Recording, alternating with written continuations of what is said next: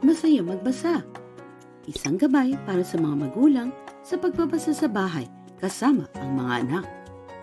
Alam niyo ba na ayon sa pag-aaral ng RTI International, ang mga batang nagbabasa sa bahay na may kasamang kapamilya ay mas malaki ang tsansang matutong magbasa? Ang pagbabasa ay maaaring gawin kahit na anong oras at kahit gaano katagal. Sigurado magugustuhan ng mga bata na makasama ka at magbasa ng libro.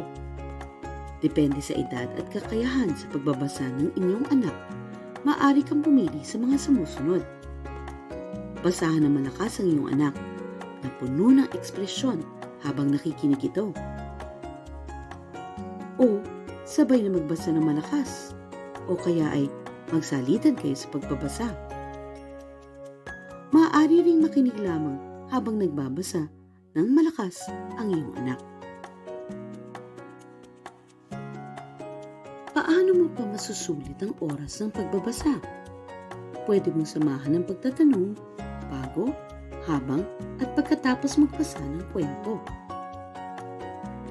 Bago kayo magsimulang magbasa ng kwento, tignan ang pamagat ng libro, ang pabalat at ang mga larawan.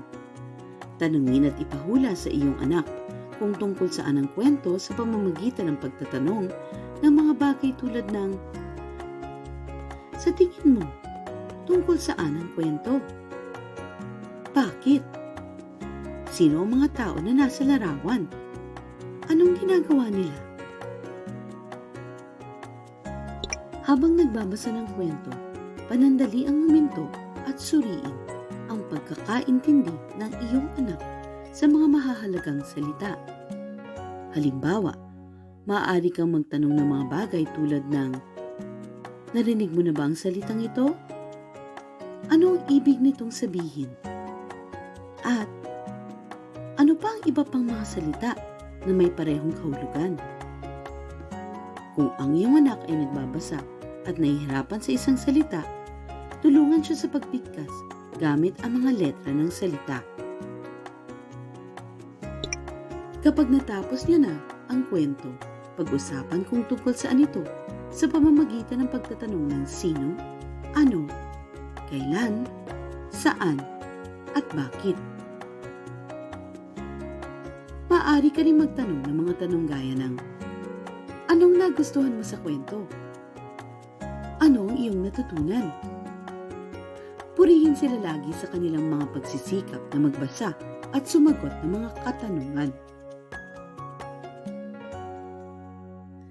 Tandaan na ang mga gawain bago, habang at pagkatapos magbasa ay makatutulong sa inyong anak na mas matuto.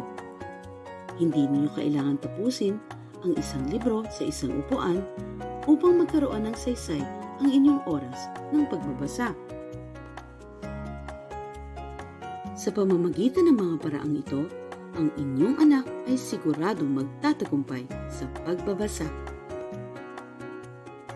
This video is made possible by the generous support of the American people through the U.S. Agency for International Development and developed under ABC Plus, Advancing Basic Education in the Philippines Project, a partnership of USAID and the Department of Education, implemented by RTI International in collaboration with the Asia Foundation, SAIL LEAD, and Florida State University. This work is licensed under the Creative Commons Attribution Non-Commercial 4.0 International.